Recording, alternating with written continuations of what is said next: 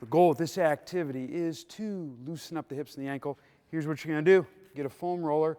It's going to go on the top portion of the pelvis, and you want to lean into it, just like so.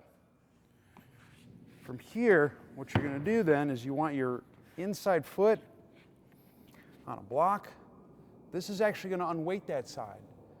Then you want to silently breathe in. On the inhale, you're going to shift weight gently to the outside heel. On the exhale, it's going to go to the inside heel. You don't want to lift your foot up or have your knee wobble. It's a really subtle heel motion. And it's not going to feel like a big stretch or anything. It's just shifting your weight to the outside, shifting your weight to the inside, rinse and repeat.